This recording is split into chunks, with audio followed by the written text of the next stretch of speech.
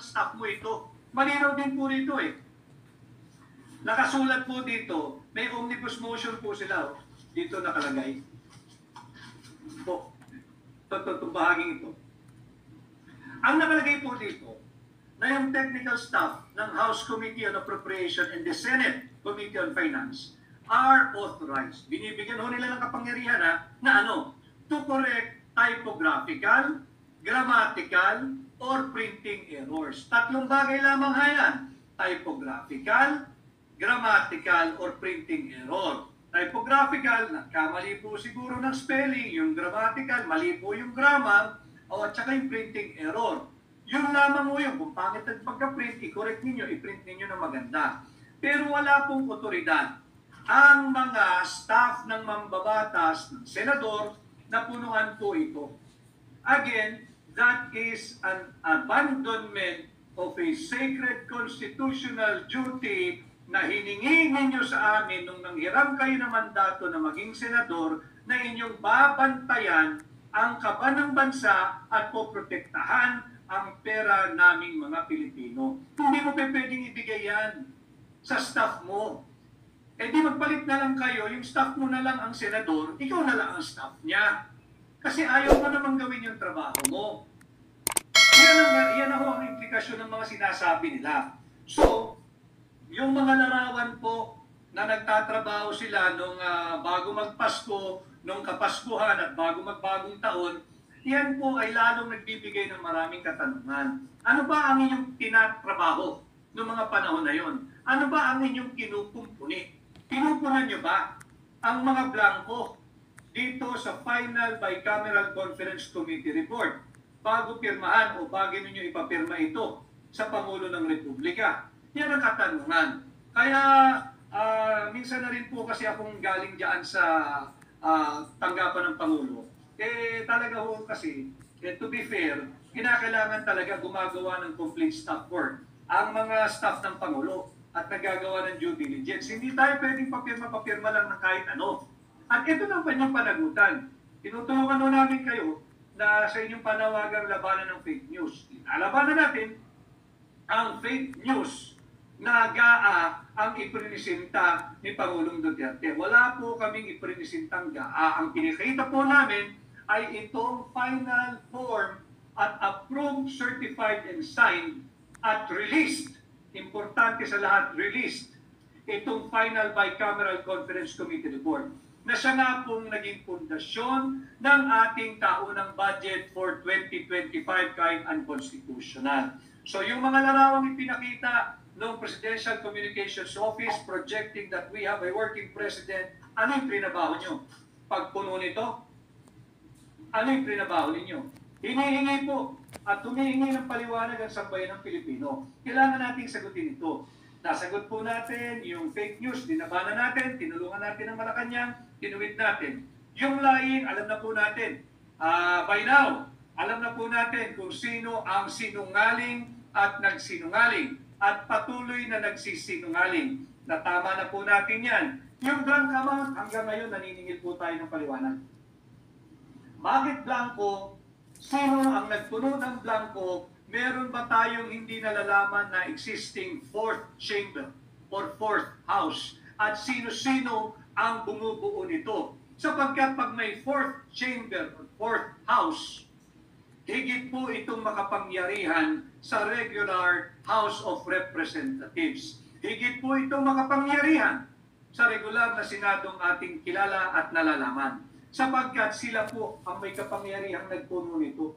Kahit po wala silang kapangyarihan sa ilalim ng saligang batas, nalagyan po nila ng halaga ng 100 bilyong piso para mauwi tayo sa 6.32 trillion pesos na taunang budget. Babanggitin ko uli tanungin niyo po yung inyong mga anak na nasa elementary. 1 plus 1, kayang-kaya nilang sagutin yan. 2 plus 2, kayang-kaya nilang sagutin. Mag-advance po tayo. Kung may anak po kayo sa kolehiyo, o kaya kayo na mismo, o kahit yung mga magagaling sa science, yung magagaling sa math, yung mga henyo, tanungin lang po ninyo sila, basic question, kung talagang magagaling itong mga to. 3 plus blank, alamin po niyo kung anong sasagot nila. 3 plus blank. Baka sagutin kayo, 3 plus blank, ang halagang lalabas sa bibig nila ay 6.32 trillion pesos. Ganun po nangyari. Para simplehin po natin ang paliwanag dito. May nabasa po ako, slam dunk ang ebidensya. Slam dunk po talaga ito. Hindi pa pwedeng itanggi. Ulitin ko yung isang nagsasalitang kongresista, akala ko ba'y miyembro ka ng Makabayan Black? Bakit hindi ka nanguna sa paglantad nito? Nasaan ang puso mo para sa bayan? At hindi mo man lang ma-acknowledge na ang naglabas nito ay si Pangulong Rodrigo Roa Duterte. Sumasakay sa issue dahil ayaw maiwan sa pansitan. Wala namang masama ron. Lahat ng Pilipino dapat pag-usapan ito. Subalit, tanungin din natin siya. Bakit hindi mo nakita ito? Mambabatas ka eh. Kamo, miyembro ka ng Makabayan Black eh. Bakit hindi mo nakita ito? Hindi ka rin ba nagbabasa ng mga pinapasa ninyong batas? Bakit hindi mo nakita ito? At kung nakita mo ito, bakit hindi ka nagsalita?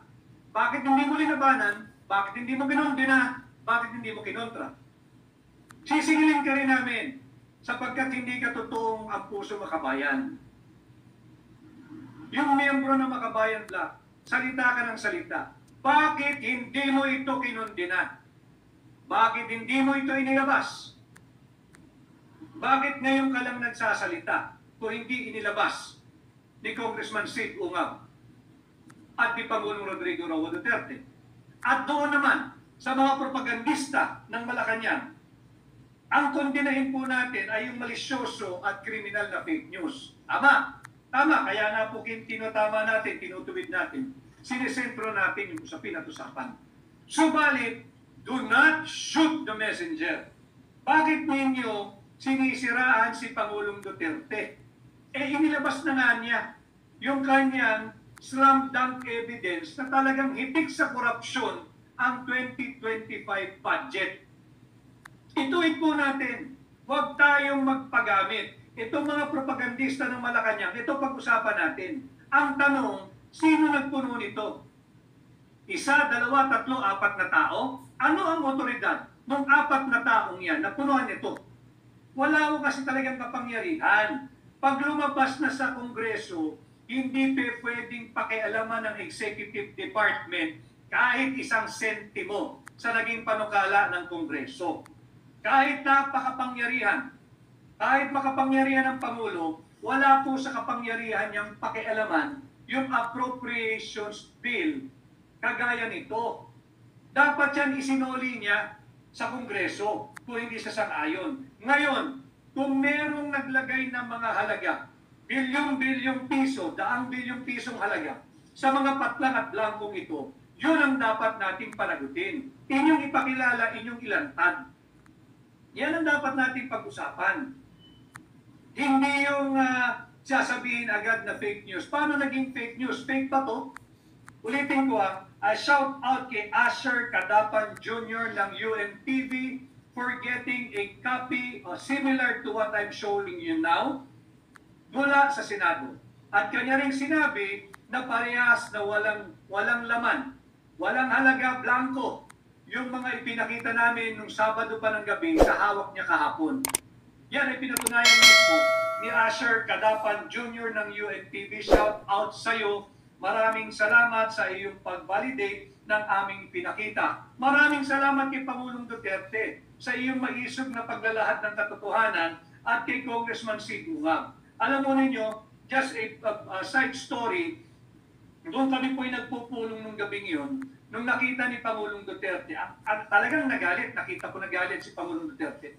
Ang sabi niya, obligasyon ng kahit na sinong Pilipino na makakahawak nito at makakakita nito na ibulgar.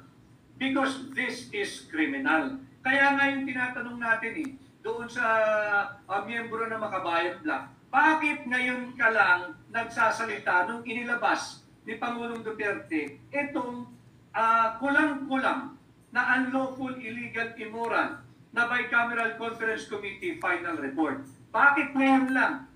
Ikaw ang miyembro ng mababang kapulungan ng Kamara. Dapat noon mo pa kinundi na kung totoo na ang puso mo ay para sa bayan. Kung totoo na ikaw ay makabayan.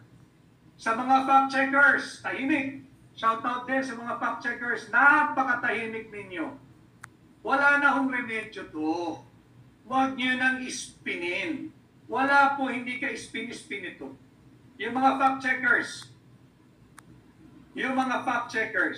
ayan po, nasa harapan ninyo, nakakabingi ang inyong katahimikan. Bakit? Kasi si Pangulong Duterte ang maisog na naglantad nito.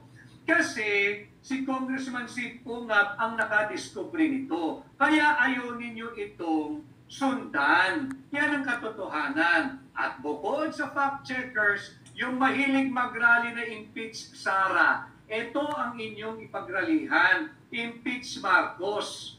Bakit hindi ninyo malabas sa bibig ninyo na ito talagang ka-impeach? This is a clear culpable violation of the Constitution. This is a clear betrayal of public trust. Malinaw yan. Yung inyong mga political persecution na sinasabing confidential fund, 6.32 trillion pesos ang nakataya dito. And this is criminal. Ama, si Pangulong Duterte. Kung sino man ang nagpuno ng mga halagang ito, falsification po yan. Bakit? Final at complete report na po ito eh. Ibig sabihin, kung sino man ang susulat dyan, sundan natin yung nagiging palusot ng isang senador na pinasilip daw niya sa kanyang mga staff at siguraduhin walang blanco. Kung mga staff ninyo ang naglagay ng halaga rito, criminally liable ang mga staff ninyo. Bakit? Wala silang otoridad bilang mga mambabatas at miyembro ng third chamber na isa ring illegal at unconstitutional na tinatawag nating Bicameral Conference Committee. Wala po silang otoridad na punan ang mga blanco rito. So kawing-kawing na kaso na po ito. Romulo Di Mansanto, lantaran na, Attorney Vic. Tama po, lantaran, sukdulan ang pangbubudol. Kay Ruth Simas, salamat sa iyong pagsunod. Kay Elsa Palabrica Lapis, maraming salamat. Kay Jenena Coralde, maraming pong salamat. At ganun din, pwede ba ibalik ang tinanggal na budget sa GAA sa isang ahensya? Iniutos daw ni Marcos ibalik yung tinanggal sa PNP. Wala akong kapangyarihan mag-budget ng Pangulo ng Republika ng Pilipinas eh. Unang-una, alam mong sablay yung pinirmahan mo pa. Kaya nga yung panawagan noon, dapat ibinalik mo na lang, binito mo na lang at nag-operate ka na lang sa isang re-enacted budget. Although, yung 2024 budget to, unconstitutional din yun ha, dahil mula sa original na panukala ng Executive Department na 200 billion plus lamang ang program appropriation, nauwi ito sa around 800 billion. Bakit? Tinira na naman eh. Kinana na naman, minaniobra na naman ng Bicameral Conference Committee noong 2024. Pero mas malalaho ito. Higit na po silang tumapang with impunity na. Wala na. Ang budget po natin, blanco. Tama si Pangulong Duterte, blank check. Bahala ka kung magkano gusto mong gastusin, basta pipirmahan namin yan. This is akin to or similar to issuing a blank check. Ito po ang katotohanan. Ito ang dapat natin pag-usapan. Kay Catherine Bulan, good morning, magandang umaga rin.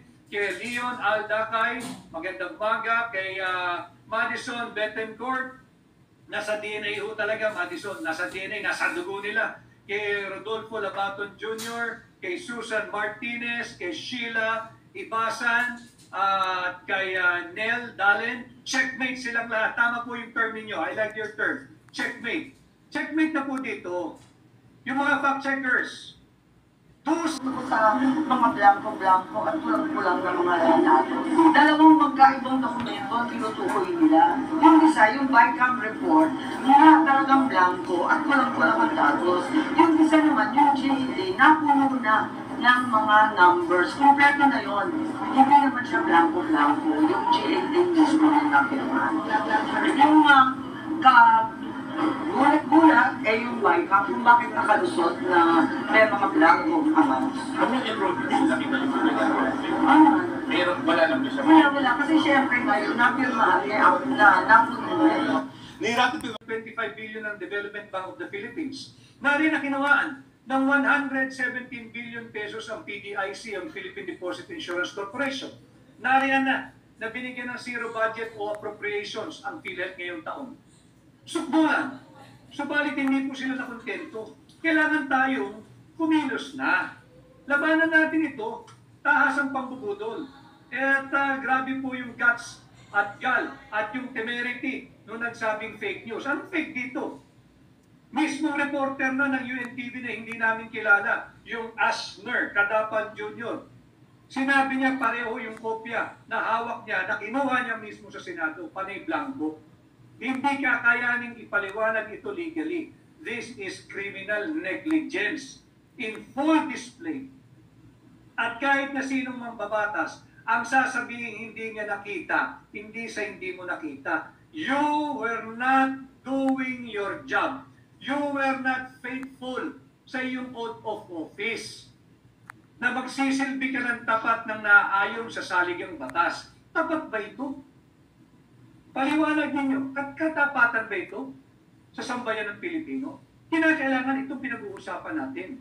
Hindi pwedeng sabihin na utusan ko sa staff ko, bantayan yan. Magpalit kayo ng trabaho ng staff mo. Siya gawin mong senador, mag-staff ka na lang ng staff mo.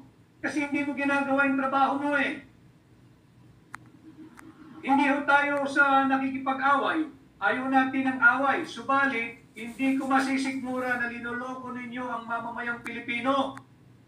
Pinagkatiwalaan kayo, pinairam kayo ng mandato, gawin naman ninyong tama yung trabaho nyo. This is a very important piece of legislation. Mahalaga ito. Budget ito eh. Bakit? Pagdating sa mga ayuda ninyo, aprobado. Bakit pagdating sa hearing patungkol sa mga ayuda ninyo, present kayo? Bakit pagdating sa Final Four ng Bicameral Conference Committee, blanco, pirmado pa rin ninyo? Yan ang ating dapat panagutin. Pagdating sa mga unprogram appropriations or pet project ninyo, sa PDAF ninyo, port barrel ninyo at ayuda budget ninyo, nakabantay kayo. Bakit pag interest na ng mamamayang Pilipino, nagtutulog-tulugan kayo? Singilin po natin mga kababayan. Singilin po natin. I know many people will become upset because of what President Duterte, Kong Sid, and I was part of those who revealed this one. Maraming magagalit. At marami ho nagsabi sa akin, baka pagtulong-tulungan ka niyan sa kanilang mga balwarte, hindi ka tulungan, hindi ka iboto. Hindi na po eleksyon lamang ang nakataya rito eh. Kinabukasan na po ng sambayan ng Pilipino. And it is my duty, in my humble capacity as a lawyer, na ipaliwanag sa inyo, pasimplihin at dalhin ang mga mahalagang usaping panlipunan kagaya po ng pambubudol na ginagawa sa atin ng administrasyon ito. Alam ko, kagaya ko na nanonood at nakasubaybay, galit na rin ho kayo. Hindi po namin kaya ng kabilang. Magtulong-tulong po tayo. Maisog ng linahan ni Pangulong Duterte ang anomalyang ito. Grabe ho ito. Grabe ito. At hindi may tatanggi ito dahil recorded po yung kanilang signing, di po ba? Isang nakadecorate pa yung Malacanang signing. Ito po pinirmahan nila, blanco. Ating tanungin, sino ang nag-isip na iwanang blanco ito? At higit sa lahat, sino ang nagpuno o nag-fill up ng mga blankong ito? Kinakailangan malaman natin, panagutin natin, criminal po yan. Hindi pwedeng walang naglagay niyan. Dahil tama naman yung Malacanang eh. Tama ho yung Malacanang. Wala akong blanco sa GAA. Pero nakalimutan nila, dahil salita sila ng salita, tanungin natin, sino nagpuno ng mga blankong ito para hindi naging blanco ang GAA? Alam ninyo, pinirmahan ninyo eh. Wala akong nagsabing may blanco ang GAA, wala nagsabi. Wala akong nagsabing may blanco ang GAA. Ang sinasabi natin, panay blanco, itong final document na naging pundasyon ng GAA. And banggitin ko lang din, sinabi sa akin kanina na nagpahayag ng salita si Senator Bato de la Rosa. Sinabi niya na hindi siya pumirma at nakita din niyang blanco ang Bicameral Conference Committee report. So, yung isang nagsasabing siya ay miyembro ng Makabayan Bloc, wag na ho nating lansin muli ang Pilipino. Hindi po makabayan ang puso nyo. Inantay nyo pa si Pangulong Duterte, inantay nyo pa si Congressman Sid Unga bago ka nagsalita. Pero kung hindi inilabas ito ng maisog na Pangulong Rodrigo Roa Duterte, hindi ka namin maririnig. Kabahagi ka rin ng malaking conspiracy. Kabahagi ka rin ng malaking cover-up. Yan ang katotohanan. So maraming salamat kay Congressman Sid Unga ba? Congressman Sid, you did the Filipino people a very big favor sa paglabas mo nito. Huwag kang masiraan ng loob, huwag mong pakikinggan yung mga bashers. Hindi yan magtatagumpay. Yung salita nila na fake news, over a slam dunk piece of evidence. Wala po silang panama dito. At kaya may mga record ang mga, may minutes po lahat ng transaksyon sa gobyerno na kasing selan at kasing halaga nito. Dahil hindi po inosenteng papel ito, ulitin ko, may evidentiary value ito. At ang unang evidentiary value nito, pag dumating na po sa Korte Suprema yung isang petisyon o maraming petisyon challenging the constitutionality of 2025 budget, mahirap naman ang i-dismiss na lamang basta ng Korte Suprema ito. Andyan na po yung ebidensya, mismo pirmado ng miyembro ng Bicameral Conference Committee report. At hindi po totoo, isa pang fake news. Hindi po pwedeng sabihin draft ito. Kailan pa inaaprubahan ng draft? Tanong po nyo, doon sa sinasabing draft ito, bakit kailangang aprubahan ang draft? Draft nga ang draft pwede mong gustutin, tapon diretso sa basura. Kasi nga, draft. Ito po hindi draft. Aprobado po ito, firmado. Yung chairman ng Senate Finance Committee, firmado rin ng chairman ng House Committee on Appropriation. Pwede ba draft yan? Ito po ang naging pundasyon ng ating budget.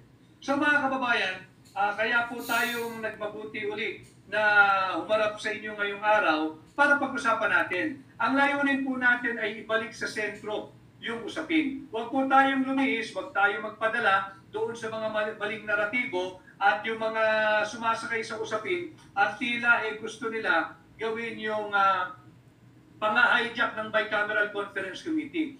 Not for anything, dahil ang dami pong mga salita na hindi mabubuting ibinato kay Pangulong Duterte. Not that he mind. Hindi matibay si Pangulong Duterte. Linalagay ko lang sa sentro muli ang usapin. Ito po ay manisog na inilahan ni Pangulong Rodrigo Roa Duterte. At ito pong pagbubunyag na ito ay nagawa dahil din sa maisog na Congressman Sid Ungab. Sila po ang ating pasalamatan. At yung nagpapakilala na siya'y Makabayan Bloc, wala pong puso para sa bayan yun. Hindi po yun magsasalita kung hindi na ilabas ito ni Pangulong Duterte. Huwag po tayo magpapalinlang. At hindi po rason, hindi po dahilan, at hindi po legal excuse na hindi nila nakita na may mga blanco.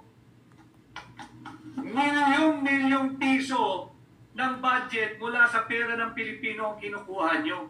Magbabasa lang kayo ng panukala ninyong sariling panukala po nila ito Hindi nyo pa binabasa. Ano ginagawa nyo sa Kongreso? Ano ginagawa nyo sa Senado? Iaasa ninyo sa mga staff ninyo? Itin ko, magpalit kayo ng trabaho ng staff nyo. I-promote mo yung staff mo.